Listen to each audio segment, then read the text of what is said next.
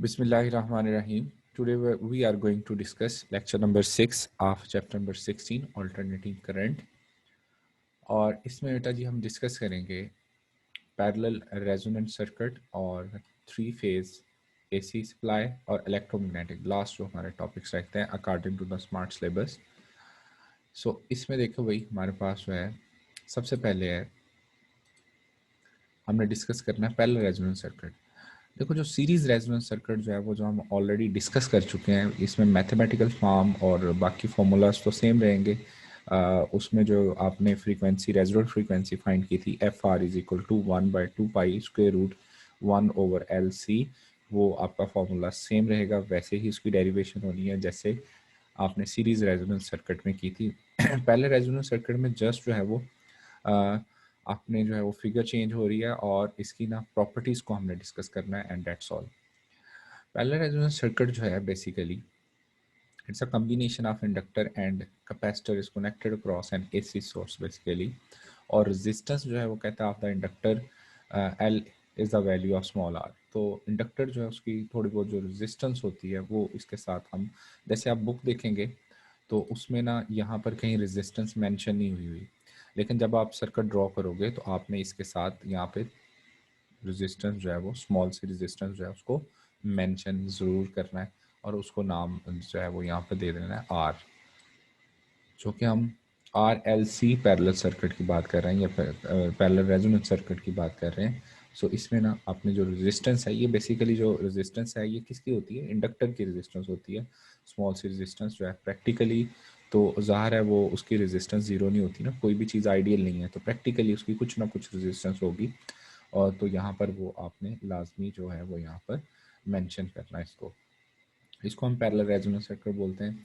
यहाँ पे देखें रेजिस्टेंस जो है वैसे इसको जो है वो उन्होंने मेंशन किया हुआ है। पैरेलल रेजोनेंस सर्किट की जो एक्चुअल डायग्राम है वो इस तरह से होती है। लेकिन हमारी बुक के अकॉर्डिंग जो है अगर आप कैपेसिटर और इंडक्टर ड्रॉ कर देते हैं और मेंशन ये कर देते हैं कि R is the resistance of the inductor of inductance L जो है, जो कि हम इंडक्टर को कैसे डिफाइन करते हैं अगर आपको याद हो, हम कहते थे इंडक्टर जो है is a coil which have large self inductance and negligible resistance. So उसकी रेजिस्टेंस को हम निगलेक्ट करते थे आइडियली, लेकिन प्रैक्टिकली जो है उसकी रेजिस्टेंस को हम निगलेक्ट नहीं कर सकते। That should have some value of resistance, तो उसको यहाँ पे हम आर कह रहे हैं। दो चीज़ें जो है जी ऑलरेडी हम यहाँ पर जो है वो डिस्कस कर चुके हैं कि एक तो जो हमारे पास प्रैक्टिकली अगर हम बात करें तो कहता कैपेसिटर ड्रॉज लीडिंग करंट। मतलब ये है कि कैपेसिटर में जो है वो हमें पता है कि हम कहते थे प्योर कैपेसिटिव सर्किट में करंट लीड्स वोल्टेज, ठीक है जी। एंड इसमें जो हम कहते थे कि करंट जो है वो वोल्टेज को लीड करता है बाय एन एंगल π/2।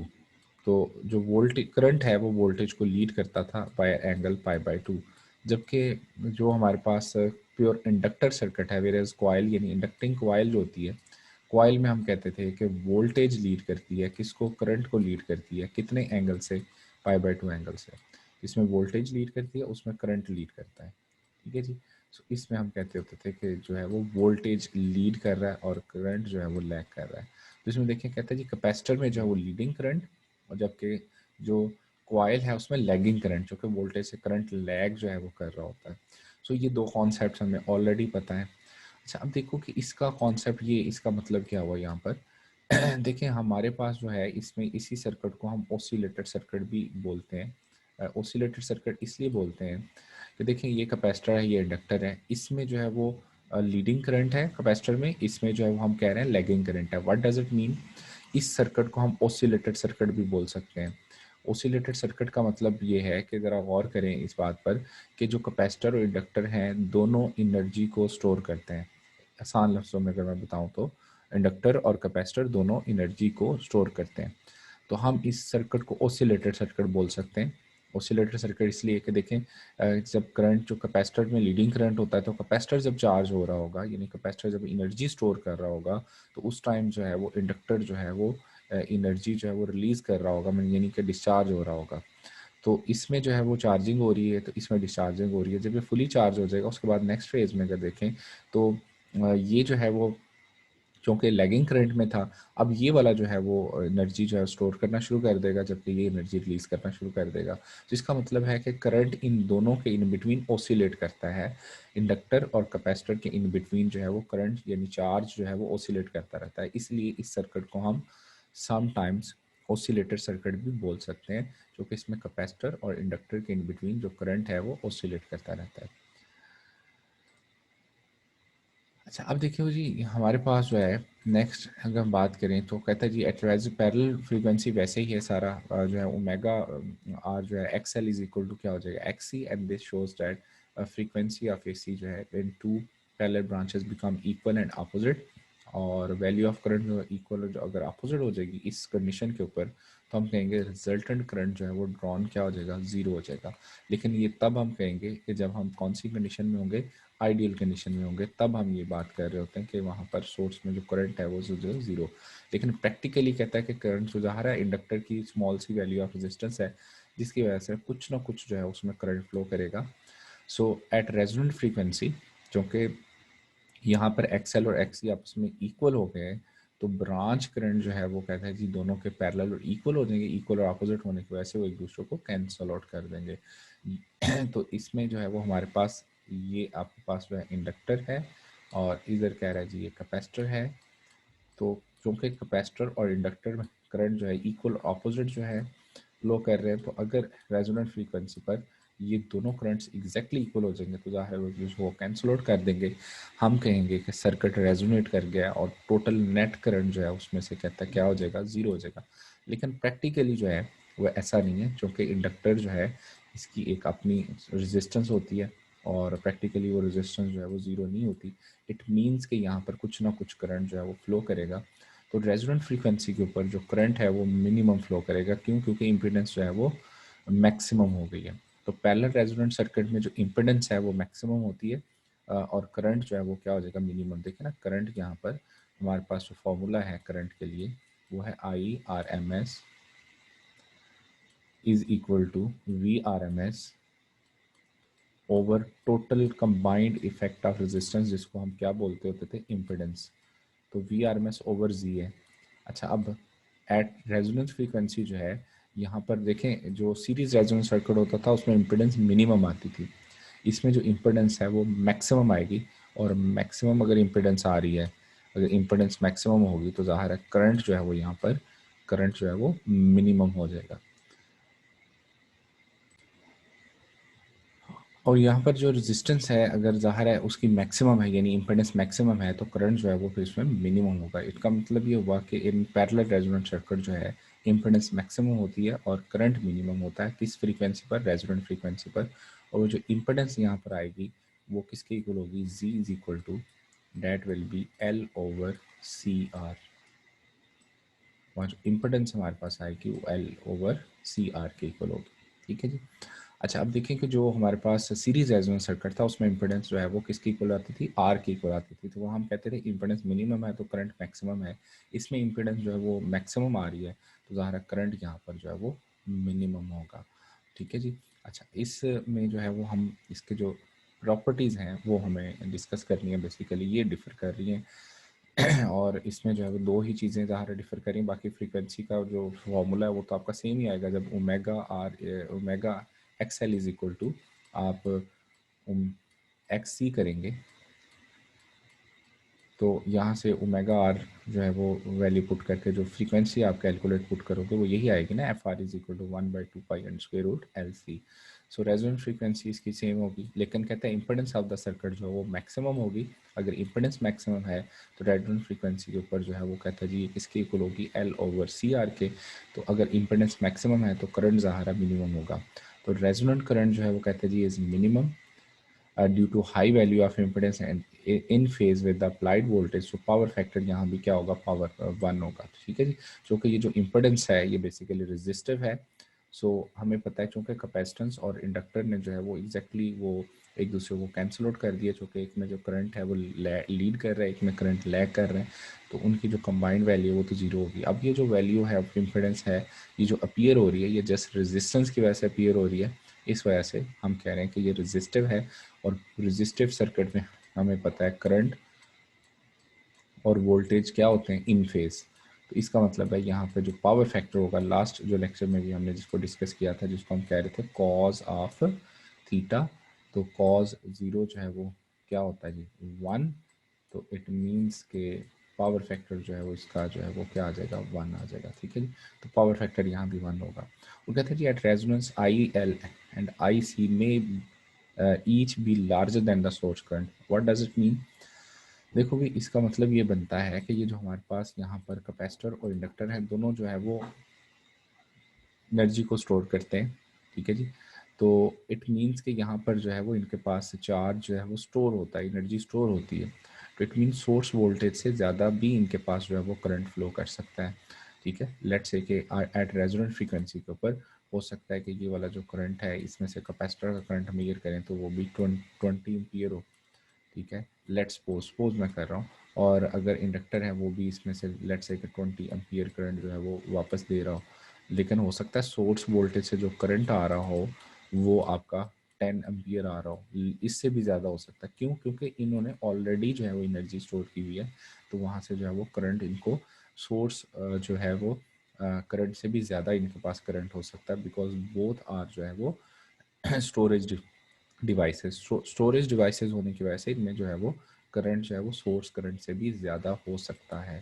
ठीक है, सो इस वाले टॉपिक में बेटा जी बड़ा सिंपल है, सीरीज रेजोनेंस सर्किट की तरह ही आपने इसको प्रिपेयर करना है। बस इसमें सर्किट डायग्राम चेंज होगी, सर्किट डायग्राम के बाद जो है बाकी आपने फ्रीक्वेंसी और जो है वो वैसे ही इसको जो है वो रेजोनेंट फ्रीक्वेंसी फाइंड करनी है।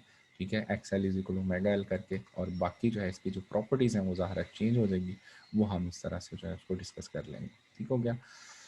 नेक्स्ट जो है just for a short question, आपने प्रिपेयर करना है इसको, थ्री फेज एसी सप्लाई क्या होता है। थ्री फेज एसी सप्लाई जो है बेसिकली जो अल्टरनेटिंग करंट जनरेटर होते हैं उनमें थ्री फेज जनरेटर भी होते हैं। वो कहते हैं one phase AC generator, there is a coil which is pair of slip rings and alternating voltage generated across the slip rings when coil rotates in a magnetic field। Three phase AC generator में क्या होता है, एक की बजाय ना तीन coil होती हैं, और तीनों जो है वो एट द एंगल ऑफ 120 जो है यहाँ पर एक दूसरे से इंक्लाइंड होती हैं। तीनों कॉयल जो है वो अगर 120 के एंगल पर जो है वो अगर इंक्लाइंड होंगी तो उनका जो रिजल्टेंट जो आएगा वोल्टेज जो है वो ओवरऑल जो है वो much greater than it as compared to single coil. तो सिंगल कॉयल के मुकाबले में वो ज़्यादा वोल्टेज हमें देगा। ठीक है जी, तो वो 120 एंगल के ऊपर जो फेज रिलेशनशिप है उससे हम कैलकुलेशन कैसे करते हैं वो ज़रा हम देख लेते हैं। देखिए भाई हमारे पास जो है थ्री फेज एसी सप्लाई जो है उसमें एक की बजाय कह रहा है तीन कॉइल्स होती हैं। जो सिंगल फेज है, सिंगल फेज जो है वो कितनी वोल्टेज दे रहा होता है, सपोज करें वो 230 वोल्ट जो है अप्रॉक्सीमेटली होता है। हमारे पाकिस्तान में आपको पता है आमतौर पर हम कहते हैं जी जो ऑल्टरनेटिंग करंट है उसकी फ्रीक्वेंसी 50 हर्ट्ज है और वो 220 वोल्ट दे रहा होता है, लेकिन जो है वो 230 वोल्ट अप्रॉक्सीमेट जो है वो हमें मिल रहे होते हैं एक सिंगल फेज से। मतलब ये जो ए फेज है, सिंगल फेज जिसको हम लाइव वायर भी कहते हैं, ये हमें कितनी जो है वो वोल्टेज देगा, 230 वोल्ट। ठीक है, इसी तरह से जो है वो हमारे पास ये जो आपके पास सेकंड है, ये वाला फेज बी जो फेज है ये भी लाइव आ रहा है, ये भी 230 वोल्ट दे रहा होगा। सी जो फेज है ये भी 230 वोल्ट। तो अगर हम किसी भी फेज जो है यानी ए बी या सी और ग्राउंड के इन बिटवीन अगर किसी भी सर्किट को कनेक्ट करते हैं तो वो हमें 230 वोल्ट जो है वो प्रोवाइड करेंगे। ठीक है, कोई भी सर्किट अगर मैं यहाँ ग्राउंड और इनके इन बिटवीन कनेक्ट कर देता हूँ तो हमें 230 वोल्ट प्रोवाइड करेंगे। फॉर एग्ज़ाम्पल मैं जो है वो यहाँ पर एक बल्ब जो है वो यहाँ पे लगाता हूँ, और ये जो बल्ब है मैं अटैच कर देता हूँ किसी भी लाइव वायर यानी कि लेट्स से कि ए, और दूसरा जो है वो मैं इसको कर देता हूँ ग्राउंड। तो ग्राउंड, और ग्राउंड का मतलब करने का मतलब यहाँ जंक्शन पॉइंट है, इधर मैं ले आता हूँ। ठीक है, जंक्शन पॉइंट, जो कि ये जो पॉइंट है इसको बोल रहे होते हैं जंक्शन पॉइंट। ठीक है, तो ये तीनों का कॉमन पॉइंट है, जंक्शन पॉइंट है, और इसको ग्राउंड किया हुआ है। ठीक है, इसको हम जंक्शन पॉइंट भी बोलते हैं। तो अगर हम किसी भी फेज़ लाइव वायर यानी कि किसी भी फेज़ को मैं और इन बिटवीन किसके साथ, न्यूट्रल वायर न्यूट्रल के साथ जो है कनेक्ट करता हूँ और इन बिटवीन कोई भी इंस्ट्रूमेंट लगाता हूँ तो इसको कितने वोल्ट मिलेंगे, इसको 230 वोल्ट मिलेंगे, 230 वोल्ट मिलेंगे। ठीक है, अच्छा अगर मैं बी और न्यूट्रल के दरमियान लगाता हूँ, ज़ाहिर है बी फेज़ और न्यूट्रल, तब भी 230 वोल्ट मिलेंगे। सी और न्यूट्रल के दरमियान लगाता हूँ तब भी 230 वोल्ट मिलेंगे। लेकिन मैं अगर ऐसा करता हूँ कि मैं यहाँ पर जो है इस बल्ब को जो है वो यहाँ पर अटैच करता हूँ और किसी भी दो फेजेस के दरमियान उसको लगा देता हूँ, यानी फेज़ ए और दूसरा जो है वो लेट्स से कि फेज़ बी, अब जो है वो 230 वोल्ट मिलेंगे। अब जो है ये अप्रॉक्सीमेटली जो है वो यहाँ पर आपको 400 वोल्ट मिलेंगे। ठीक है। अच्छा, अब ज़रा हम इसकी कैलकुलेशन भी कर लेते हैं। बुक में इसकी कैलकुलेशन नहीं गिवन, लेकिन मैं आपको कैलकुलेट भी कर देता हूँ कि 400 वोल्ट कैसे आते हैं। कहता but the voltage across A and B and C and A and C, यानी ए बी, ठीक है जी, बी एंड सी या ए सी, किसी भी दो लाइव जो फेजेस के दरमियान अगर आप इसको कनेक्ट करोगे तो जो है वो 400 वोल्ट आ रहा है। तो मेन एडवांटेज जो है आप इट इज कहते हैं दैट टोटल लोड जो है divide into 3 parts and if a line is overloaded then the voltage जो है वो ड्रॉप हो जाती है। सपोज करें कि यहाँ पर अगर ओवरलोड होता है तो ओवरलोड हो रहा है, क्योंकि ये जंक्शन पॉइंट ग्राउंडेड है तो वो सारी वोल्टेज जो है वो ग्राउंड हो जाएगी।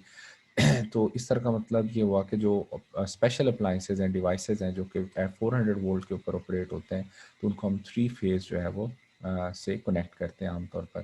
तो phase difference between any two coil जो है वो यहाँ पर क्या कह रहा है 120 है। पहले इसकी फेज डायग्राम देख लेते हैं, उसके बाद मैं ये कैलकुलेट कर देता हूँ कि 400 कैसे आता है। अच्छा देखिए भाई, इसमें जो है वो हमारे पास जो है ये हमें बुक में डायग्राम गिवन है। इसमें जो कि ये 3 फेजेस ही है और इसमें आपको बताया गया कि किसी भी दो जो है वो लाइव वायर जो है उनके दरमियान जो फेज़ है वो बेसिकली यहाँ पर कितना है 120 है। ठीक है जी, तो यहाँ भी फेज़ 120 होगा, यहाँ भी फेज़ 120 होगा। अगर हम देखें यहाँ पर ए और बी के दरमियान कनेक्ट करें 230 वोल्ट आ रहा है। ठीक है, यानी कि ए और सॉरी ग्राउंड के दरमियान, ये ग्राउंड है, तो बी और ग्राउंड के इन बिटवीन कनेक्ट करते हैं 230 वोल्ट आएगा। सी और ग्राउंड के क्रॉस कनेक्ट करते हैं 230 वोल्ट आएगा। ए और ग्राउंड के क्रॉस कनेक्ट करते हैं 230 वोल्ट आएगा। लेकिन कोई भी दो लाइव वायर्स हैं, जैसे ए सी है, ए और सी के दरमियान 400 वोल्ट आ रहा है। ठीक है, जैसे बी और सी है, यहाँ भी 400 वोल्ट, तो किसी भी दो लाइव वायर्स के इन बिटवीन अगर आप वोल्टेज लेंगे तो वो 400 आएगी। अब इनके दरमियान जो फेज है वो बेसिकली कितना है 120। तो यहाँ पर जो हम जो है वो रिजल्टेंट लेते हैं बाय यहाँ पर कोसाइन फार्मूला, रिजल्टेंट जो है वो बनेगा V1 स्क्वेयर। इस तरह से हम इसको कैलकुलेट कर रहे होते हैं, V1 स्क्वेयर प्लस जो है वो V2 स्क्वेयर, V2 स्क्वेयर। ठीक है जी, आगे जी इसमें -2 V1 V2 cause of theta. ठीक है, ये इसका फॉर्मूला है इसका फेज डिफरेंस फाइंड करने का। वैसे तो आपको पता है ये रिजल्टेंट का फार्मूला ना A square plus B square square root अपना रिजल्टेंट फाइंड करने के लिए यूज़ करते थे अगर कंपोनेंट जो है वो परपेंडिकुलर हो। तो अगर अदर देन एंगल 90 है तो फिर हम जो है वो ये जनरल फार्मूला यूज़ करते हैं कोसाइन फार्मूला। अगर एंगल ग्रेटर देन 90 है तो ये हम माइनस साइन हम यूज़ कर रहे होते हैं। अच्छा, अब देखें कि इसका मतलब है यहाँ अगर आप वैल्यूज़ पुट करते हैं इसमें, मैं इसका शॉर्टकट भी बता देता हूँ आपको फिर। ठीक है, तो यहाँ पर देखें V1 कितना है 230। ठीक है, 230 स्क्वेयर हो जाएगा प्लस 230 स्क्वेयर, 230 स्क्वेयर, और यहाँ -2 V1, V1 इज़ 230। ठीक है जी, और V2 जो है वो भी 230 है, और कॉस जो है वो यहाँ पर वो आपके पास जो है वो कितना है 120। ठीक है जी, कॉस यहाँ पर 120 है। तो आप जो है वो यहाँ पर cos 120 जो कि -1/2 होता है तो माइनस माइनस प्लस हो जाएगा। इसको बाकी सॉल्व करेंगे, आपका आंसर अप्रॉक्सीमेटली जो है वो 400 वोल्ट आ जाएगा, 400 वोल्ट आ जाएगा। ठीक है जी। अच्छा, अब आप देखें ना, आप सोच रहे होंगे कि देखें दो, अगर हम दो लाइव को जो है ना कनेक्ट करते हैं तो 230 प्लस 230 जो है वो 460 होना चाहिए। लेकिन एक्चुअली फेज़ के अकॉर्डिंग चूँकि इनके इन बिटवीन एंगल 120 है, तो अगर हम कैलकुलेट करेंगे तो आंसर 400 आएगा। इसका शॉर्टकट भी है। आप किसी भी दो लाइव वायर्स को जब आप एक दूसरे से कनेक्ट करते हो तो उसकी वोल्टेज को आप √3 से मल्टीप्लाई कर देंगे। मतलब ये है कि अगर आप दो लाइव वायर्स को एक दूसरे से कनेक्ट कर रहे हो तो 230 मल्टीप्लाई बाय, आप उसको जस्ट जो है वो किसके साथ मल्टीप्लाई कर दें √3 के साथ, तो ये भी आपका आंसर जो है वो अप्रॉक्सीमेटली जो है वो क्या आ जाएगा 400 वोल्ट। तो इन 3 फेज एसी सप्लाई जब आप कोई दो लाइव वायर्स को जो है वो कनेक्ट करते हैं तो उसकी जो रिजल्टेंट वोल्टेज है वो अगर आपने निकालनी हो तो अगर लाइव वायर की वोल्टेज 230 है, दूसरी लाइव वायर की भी 230 है, तो आप 230 मल्टीप्लाई बाय क्या कर दें, √3 कर दें, आपके पास वो रिजल्टेंट वोल्टेज आ जाएगी। जैसे हमारे पास यहाँ पर 400 वोल्ट आ रहा है, ठीक है। अच्छा, अब इसके एडवांटेजेस क्या हैं, हम इनको ना यूज़ जो करते हैं, वजह यह है कि the main advantage of 3 phase AC supply is that total load जो है वो 3 पार्ट्स में डिवाइड हो जाता है। इस तरह से कोई भी लाइन जो है वो ओवरलोड नहीं होती। और हैवी लोड जैसे कि हमारे पास एयर कंडीशनर्स को अगर हमें ज़्यादातर चलाने होते हैं, मोटर्स जो हैं स्पेशलिस्ट, उनको अगर ऑपरेट करना है तो उसके लिए हम जो है वो सिंगल फेज की बजाय अगर हम जो है वो 3 फेज अप्लाई करें तो वो ज़्यादा मुनासिब रहता है। क्योंकि सिंगल फेज करने से क्या होगा, सिंगल फेज करने से वोल्टेज जो है वो likely to drop at full load, क्योंकि फुल लोड होता है तो वोल्टेज ड्रॉप हो जाती है। आपको पता है कि पावर जो है उसका फॉर्मूला जो है हमारे पास P इज इक्वल टू क्या होता है, VI, ठीक है। अच्छा, अगर वोल्टेज ड्रॉप होगी, अगर आप सिंगल फेज यूज़ कर रहे हैं और वोल्टेज ड्रॉप होगी तो करंट जो है वो इंक्रीज हो जाएगा और उससे जो है वो हीटिंग इफेक्ट प्रोड्यूस होगा और शॉर्ट सर्किट भी हो सकता है। सो अगर हम उसको 3 फेज सप्लाई के साथ जो है वो ऑपरेट करते हैं तो वोल्टेज ड्रॉप नहीं होती, और दूसरा जो है वो अप्लाइंसेस जो है वो जिनको रिक्वायरमेंट होती है 400 वोल्ट वो भी पूरी हो जाती है, और विदाउट एनी डेंजर जो है वो हम उसको यूज़ कर सकते हैं। नेक्स्ट जो हमने डिस्कस करना है वेरी सिंपल एंड जो है वो जस्ट एक कॉन्सेप्ट है, उसको हम डिस्कस करेंगे, इलेक्ट्रोमैग्नेटिक वेव्स जो है, और इसको भी आपने एज ए शॉर्ट क्वेश्चन ही प्रिपेयर करना है according to our examination point of view. British scientist जो मैक्सवेल जो है उसने हमें सेट ऑफ इक्वेशंस जो है जो है वो एक्सप्लेन की थी इलेक्ट्रोमैग्नेटिक फिनोमेना की, और उसके अकॉर्डिंग जो है वो कहता है चेंजिंग मैग्नेटिक फ्लक्स जो है that will generate electric field, और चेंजिंग इलेक्ट्रिक फ्लक्स जो है वो क्या जनरेट करता है, मैग्नेटिक फील्ड। और इस तरह से वो जो है वो हमारे पास इलेक्ट्रोमैग्नेटिक वेव बनती है। इस पैटर्न की अगर बात करें तो इसको मैं अगर आसान से ड्रॉ करूँ तो ये देखें, हमारे पास जो कोई भी इलेक्ट्रोमैग्नेटिक वेव होती है इसमें कह रहा है जी दो हमारे पास वेक्टर होते हैं, एक इलेक्ट्रिक और दूसरा मैग्नेटिक फील्ड। और ये जो इलेक्ट्रिक और मैग्नेटिक फील्ड हैं ये दोनों एक दूसरे के हमेशा जो हैं वो एक दूसरे के क्या रहेंगे, परपेंडिकुलर रहेंगे, हमेशा एक दूसरे के परपेंडिकुलर रहेंगे। They are always orthogonal to each other. Orthogonal mean एक दूसरे के हमेशा वो परपेंडिकुलर रहते हैं। अच्छा जी, जो चेंजिंग इलेक्ट्रिक फील्ड है इसने क्या प्रोड्यूस करना है, चेंजिंग इलेक्ट्रिक फील्ड ने मैग्नेटिक फील्ड प्रोड्यूस करनी है, और चेंजिंग जो मैग्नेटिक फील्ड है इसने इलेक्ट्रिक फील्ड प्रोड्यूस करनी है, ठीक है। नेक्स्ट जो है यहाँ पर जो है वो अगर देखें मैग्नेटिक फील्ड प्रोड्यूस हो गई, चेंजिंग इलेक्ट्रिक फील्ड ने मैग्नेटिक फील्ड अगर प्रोड्यूस की है तो चेंजिंग मैग्नेटिक फील्ड ने क्या प्रोड्यूस करना है, उसने इलेक्ट्रिक फील्ड प्रोड्यूस करनी है, ठीक है जी। तो यहाँ पर जो है इसने चेंजिंग इलेक्ट्रिक फील्ड ने मैग्नेटिक फील्ड प्रोड्यूस की, और चेंजिंग मैग्नेटिक फील्ड ने यहाँ पर क्या प्रोड्यूस करना है, इलेक्ट्रिक फील्ड। और दोनों में जो एंगल है यहाँ पर वो स्टिल जो है वो कितना रहेगा, 90। इसके बाद चेंजिंग मैग्नेटिक फील्ड जो है फर्दर क्या प्रोड्यूस करेगी, that that will produce electric field. और जो चेंजिंग इलेक्ट्रिक फील्ड है ये क्या प्रोड्यूस करेगी, that will produce magnetic field and up to स्वान। इसका मतलब ये हुआ कि ये मैग्नेटिक फील्ड और इलेक्ट्रिक फील्ड एक दूसरे को प्रोपेल कर रहे होते हैं। प्रोपल्शन का मतलब होता है धकेलना। तो इलेक्ट्रिक फील्ड मैग्नेटिक फील्ड को धकेलती है, मैग्नेटिक फील्ड इलेक्ट्रिक फील्ड को धकेलती है। प्रोपल्शन से ये आगे रोटेट करते हुए वेक्टर जो है वो रोटेट करते हुए आगे बढ़ते जाते हैं। यही वजह है कि जो है वो electromagnetic wave do not require any medium जो है, ये विदाउट एनी मीडियम जो है वो प्रोपोगेट कर सकते हैं, ठीक है जी। So this is the basic concept जो है वो बिहाइंड इलेक्ट्रोमैग्नेटिक वेव। तो इसमें देखिए आपको शो किया हुआ है कि मैग्नेटिक फील्ड जो changing magnetic field electric field produce करेगी, changing electric field magnetic field produce करेगी, और वो दोनों एक दूसरे के हमेशा परपेंडिकुलर रहेंगी, और ये डायरेक्शन ऑफ प्रोपोगेशन है। कहते हैं each field generate other and the whole package of electric and magnetic field will move in the direction of its propagation. Such moving electric and electric field जो है इसको हम कहते हैं electromagnetic wave, and they do not require any medium जो है for their propagation. जैसे आपके बुक में एक डायग्राम से उसको एक्सप्लेन करने की कोशिश की गई है। कहता है जी ए बी रीजन में सपोज करेंगे चेंजिंग अगर मैग्नेटिक फ्लक्स चेंज हो रहा है तो डीसी वाले रीजन में जो है वो आगे इलेक्ट्रिक फील्ड जनरेट हो जाएगी। यानी कि अगर हम सपोज कर लें कि इस रीजन में मैग्नेटिक फ्लक्स चेंज हो रहा है तो वो जो सराउंडिंग रीजन है, जो कि हमारे पास ये वाला सी वाला रीजन है, वहाँ पर इलेक्ट्रिक फील्ड जनरेट हो जाएगी। और वहाँ इलेक्ट्रिक फील्ड अगर चेंज हो रही होगी तो उसके अगले फर्दर रीजन में क्या होगा, मैग्नेटिक फील्ड।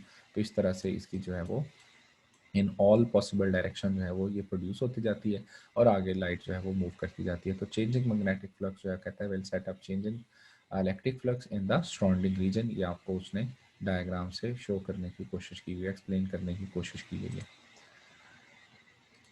नेक्स्ट है जी, इसमें हमारे पास इसमें प्रॉपर्टीज, अगर इलेक्ट्रोमैग्नेटिक वेव की बात करें तो कहता है speed of electromagnetic wave can be determined by the formula C is equal to F lambda.